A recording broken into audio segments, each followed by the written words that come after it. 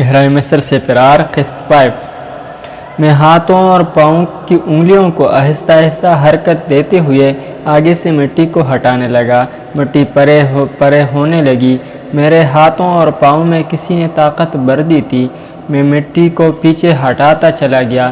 تھوڑی دیر بعد میرے بازوؤں کے آگے کافی مٹی پرے ہٹ چکی تھی۔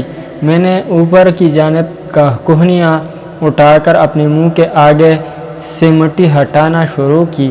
کچھ دیر کی جدوجہد کے بعد میرے سر کے اوپر مٹی میں ایک سوراخ ہو گیا اور اس سے تازہ ہوا اندر آنے لگی۔ لیکن میں نے ایک حیران کن دینے والی تبدیلی یہ محسوس کی کہ میرے پھیپھڑوں نے تازہ ہوا کا زیادہ گرم جوشی سے قدم نہیں کیا تھا۔ وہ بڑے سکون اور سست انداز میں سانس اندر کھینچ کر چھوڑ رہے تھے۔ میرے سمجھ میں کچھ نہیں آ رہا تھا۔ مجھے اس وقت زندگی بچانا تھی۔ میں نے اپنے ارد گرد کی ساری مٹی کھود ڈالی اور گڑھے کے اندر ہی کچھ دیر کے لیے چھپا بیٹھا رہا۔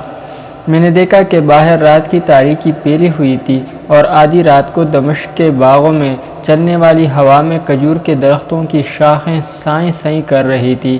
میں گڑھے سے باہر نکل آیا۔ اندھیری رات خاموش اور سنسان تھی۔ خدا نے مجھے موت کے منہ سے نکال لیا تھا۔ شاہی جلاد مجھے زندہ دفن کر گئے تھے، مگر میں خدائے واحد کی رحمت سے مٹی کے اندر دب کر بھی زندہ رہا تھا۔ میں یہی سمجھا کہ مجھے زمین میں دفن ہونے چند ہی گھنٹے ہوئے ہیں۔ دوپہر کو شاہی جلاد مجھے دفن کر کے گئے ہیں اور آدھی رات کو میں زندہ قبر سے باہر نکل آیا ہوں۔ میری کپڑوں پر مٹی لگی تھی۔ میں نے کپڑے جھاڑ دیے۔ اندھیرے میں اپنی تیز نگاہوں سے چاروں طرف آنکھیں پھاڑ پھاڑ کر دیکھا کہ کہیں کوئی پہرے دار تو وہاں پر موجود نہیں ہے۔ خوش قسمتی سے آس پاس کوئی انسان نہیں تھا۔ میں کھجور کے درختوں کے جھنڈ میں نکل کر کچے ٹیلوں کے پیچھے سے ہو کر اپنی حویلی کی طرف چلنے لگا۔ آسمان روشن ستاروں سے جلمل کر رہا تھا۔ دمشق نیند میں ڈوبا ہوا تھا۔ دور دریا کے پل کی طرف سے کتے کے بھونکنے کی آواز آ رہی تھی۔ میں نے شاہی محل کی طرف نگاہ ڈالی۔ شاہی محل کے برجوں میں شب کے فانوس روشن تھے۔ میں نے تیز تیز قدموں سے چلتا ہوا اس کچی پگڈنڈی پر آ گیا جو صحرائی ٹیلوں میں سے گزر کر میری حویلی کے عقبی دروازے کی طرف چلی گئی تھی۔ ایک ٹیلے کے عقب سے نکلا تو سامنے مجھے اپنی حویلی دکھائی دی۔ حویلی میں گہری تاریکی چھائی ہوئی تھی۔ میری بیوی سمارا میری زندگی سے مایوس ہو کر روتے روتے چراغ گل کر کے شاید سو گئی تھی یا شاید میری یاد میں اندھیرے میں آنسو بہا رہی تھی۔ میں سوچنے لگا جب وہ مجھے اپنے سامنے زندہ سلامت دیکھے گی تو کس قدر خوش ہوگی۔ اسے تو اپنی آنکھوں پر اعتبار نہیں آئے گا۔ میری حویلی کا عقبی دروازہ بند تھا۔ میں نے دیکھا کہ اندر کے بجائے اس کے باہر تالا پڑا تھا۔ میں حیران سا ہوا کہ کیا میری بیوی میرے زندہ دفن کیے جانے کے چند گھنٹے بعد ہی حویلی چھوڑ کر چلی گئی ہے، کیونکہ حویلی کے عقبی دروازے کے باہر ہم نے کبھی تالا نہ ڈالا تھا۔ میں دیوار پھاند کر حویلی کے پچھلے صحن میں آ گیا۔ میں نے اندھیرے میں دیکھا کہ پتھریلی روشوں پر سوکھے ہوئے پتے بکھرے پڑے تھے۔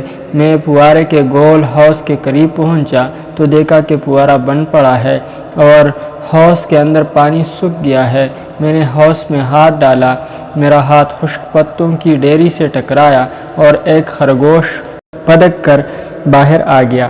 حویلی کا دروازہ آدھا کھلا تھا اور دوسرا دروازہ ہوا کی وجہ سے جھول رہا تھا۔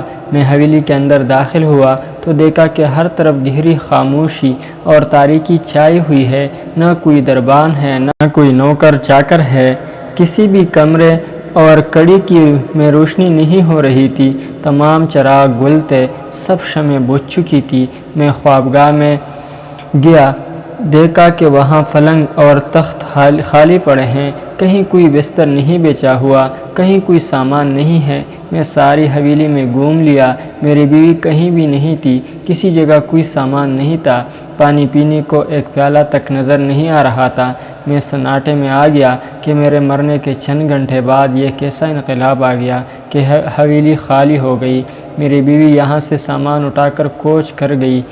یہاں روشیں سوکھے پتوں سے الٹ گئی اور پانی کا حوض سوکھ گیا اور وہاں خرگوش نے بسیرا کر لیا۔ میں اپنے وفادار رتبان زال کی کوٹلی میں گیا۔ زال کی کوٹلی میں بھی بائیں بائیں کر رہی تھی۔ ایک مومی شمعدان بجھا پڑا تھا۔ میں نے شمعدان روشن کیا اور دیکھا کہ کوٹلی میں بچھا ہوا تخت خالی ہے اور اس پر مٹی اور ارگرد کی تہ جمع ہوئی ہے۔ میں شمع ہاتھ میں پکڑے استبل میں آ گیا۔ یہاں بھی وہی ویرانی ہی ویرانی تھی۔ استبل خالی پڑا تھا۔ یہاں سے نکل کر میں ایک بار پھر اپنی بیوی کی خوابگاہ میں داخل ہوا۔ شمع کی روشنی میں مجھے جگہ جگہ ہر شے پر مٹی کی موٹی تہ جمی ہوئی دکھائی دی۔ میں نے انگلی سے گرد ہٹائی تو احساس ہوا کہ یہ گرد چند گھنٹوں میں نہیں جم سکتی۔ مجھے ایسا لگ رہا تھا کہ میں ایک عرصے بعد اپنے گھر آیا ہوں۔ مجھے آہٹ کی آواز آئی۔ میں نے جلدی سے شمع بجھا دی اور دروازے کے پیچھے چھپ گیا۔ کسی کے قدم کمرے کی طرف بڑھ رہے تھے۔ میرا دل دھڑکنے لگا۔ یہ کون ہو سکتا ہے؟ کیا بادشاہ کو میرے فرار کا علم ہو گیا ہے اور اس نے مجھے قتل کرانے کے لیے کوئی سوار بھیجا ہے؟ میں دروازے کے پیچھے دیوار کے ساتھ دم سادے کھڑا تھا۔ آنے والے پراسرار اجنبی کے قدم دروازے کے پاس آ کر رک گئے۔ ایک جگر خراش، گہری خاموشی چھا گئی۔ پھر کسی نے دھیمی آواز میں پکار کے کہا، کون ہے؟ یہ کسی بوڑھے آدمی کی آواز تھی۔ پراسرار اجنبی کمرے میں داخل ہو گیا۔ میں دروازے کے پیچھے چھپا ہوا تھا۔ مجھے اندر آنے والے اجنبی کا سایہ نظر آیا جو قدرے خمیدہ تھا۔ لگتا تھا کہ یہ کوئی بوڑھا آدمی ہے۔ اس اجنبی نے دیوار کے طاق میں رکھی ہوئی شمع روشن کی۔ ویراں کمرے کی بوسیدگی اور نمایاں ہو گئی۔ میں نے دیکھا کہ خمیدہ کمر آدمی جس کے سفید داڑھی تھی، شمع ہاتھ میں لینے دروازے کے اس پٹ کی طرف بڑھ رہا تھا جس کے پیچھے میں چھپا ہوا تھا۔ شاید اس نے میرے پاؤں دیکھ لیے تھے۔ قریب آ کر اس نے قدرے بلند آواز میں پوچھا، اگر تم کوئی چور ہو تو غلط جگہ پر آ گئے ہو۔ یہاں سوائے تباہی اور بربادی کے اور کچھ نہیں ہے۔ آواز میری جانی پہچانی لگ رہی تھی۔ میں اس کے سامنے آ گیا۔ ہم ایک دوسرے کو دیکھ رہے تھے۔ میری شکل دیکھتے ہی بوڑھے کے ہاتھ کام پہ ہون کھلے کے کھلے رہ گئے اور شمع اس کے ہاتھ سے گر کر بجھ گئی۔ کمرے میں اندھیرا چھا گیا۔ میں نے بے ہوش بوڑھے کو اٹھایا اور ویراں خوابگاہ میں لا کر پلنگ پر لٹا دیا۔ شمع روشن کی اور بوڑھے کو غور سے دیکھا۔ وہ بے ہوش تھا۔ اس کا چہرہ جریوں سے بھرا ہوا تھا لیکن شکل جانی پہچانی تھی۔ اتنے میں بوڑھے کو ہوش آ گیا۔ اس کی نظر ایک بار پھر مجھ پر پڑی تو اس کے حلق میں ایک خوفزدہ چیخ سی نکل گئی اور اس نے اپنا جریوں بھرا ہاتھ اپنے ہونٹوں پر رکھ لیا۔ حضور خاتون کی روح، مجھے معاف کر دینا۔ میں نے اس حویلی کی ہر طرح کی حفاظت کی۔ میں اب اسے پہچان گیا تھا۔ وہ میری بیوی سمارا کی کنیز خاص کا بیٹا حباش تھا، مگر وہ تو بہت ہی ضعیف ہو گیا تھا۔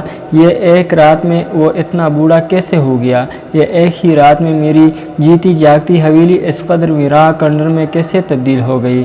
جب میں شاہی گھڑ سوار کے ساتھ شہزادی کا علاج کرنے شاہی محل کی طرف روانہ ہوا تھا تو سمارا کی کنیز خاص کے اس بیٹے حباش کی عمر 25 سے 30 برس کے قریب تھی اور وہ میری استبل کی رکھوالی کیا کرتا تھا۔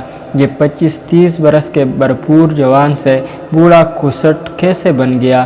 میں ان خیالات میں الجھا ہوا تھا کہ بوڑھا حباش بولا، حضور خاتون کی روح، تم پر رب شمس مہربان ہو۔ تمہارے زندہ دفن ہو جانے کے بعد ہم نے تمہارے لاش کو حنوط کر کے شاہی قبرستان مصر میں دفن نہیں کر سکے۔ ہمیں معاف کر دے۔ کیا تم حباش ہو؟ ہاں حضور خاتون، میں حباش ہوں، آپ کا نمک خوار حباش، آپ کے شاہی گھوڑوں کا محافظ۔ مجھے معاف کر دینا میرے عظیم مالک کی روح۔ 50 برسوں میں سارے گھوڑے ایک ایک کر کے مجھ سے جدا ہوتے گئے۔ 50 برس مجھ پر جیسے بجلی کا کونڈا سا لپکا۔ یہ کیا کہہ رہا ہے؟ کیا مجھے اپنی حویلی سے نکلے 50 برس گزر گئے تھے؟ حباش، سنو، میں خاتون کی روح نہیں ہوں بلکہ میں خود خاتون ہوں، اس حویلی کا مالک خاتون۔ بوڑھا حباش اٹھ کر بیٹھ گیا۔ اس کی آنکھیں دہشت سے پھیل گئی۔ حضور خاتون، مگر آپ کو تو بادشاہ کے حکم پر زمین میں زندہ دفن کر دیا گیا تھا۔ میں نے کہا، ہاں، مگر میں نے مٹی کے اندر کسی نہ کسی طرح زندہ رہا اور اب 4-5 گھنٹے گزرنے کے بعد زمین میں سے نکل کر واپس آ گیا ہوں، مگر میری بیوی سمارا کہاں ہے؟ یہ حویلی کنڈر میں کیوں بدل گئی؟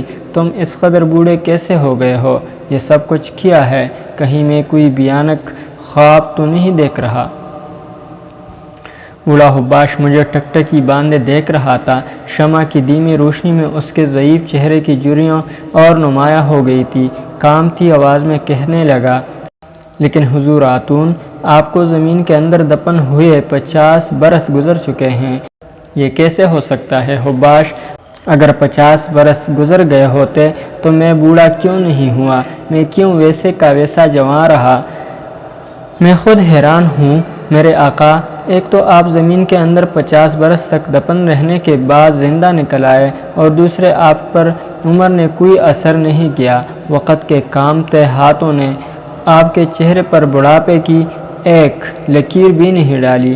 اب مجھے وہ آواز یاد آئی جو کبھی کبھی میرے خواب میں آ کر کہا کرتی تھی، تم زندہ رہو گے، تم مر نہیں سکو گے۔ یہ ایک رحمت بھی ہوگی اور ایک عذاب بھی ہوگا۔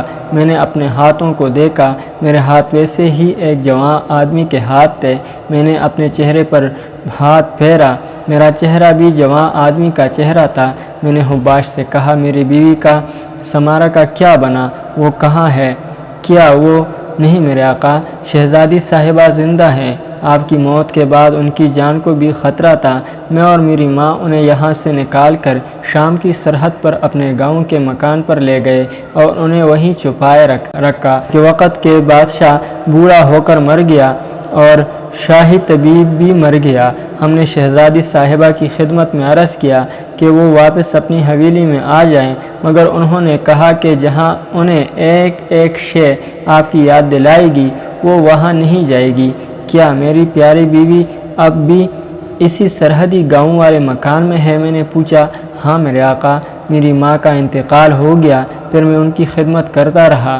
میرا ذہن عجیب قسم کے ناقابل خیالات میں الجھا ہوا تھا۔ مجھے ابھی تک یقین نہیں آ رہا تھا کہ میں زمین کے اندر 50 برس تک دفن رہنے کے بعد زندہ باہر نکل آیا ہوں۔ ناظرین، اگلی قسط تک اجازت چاہتے ہیں۔ اللہ حافظ۔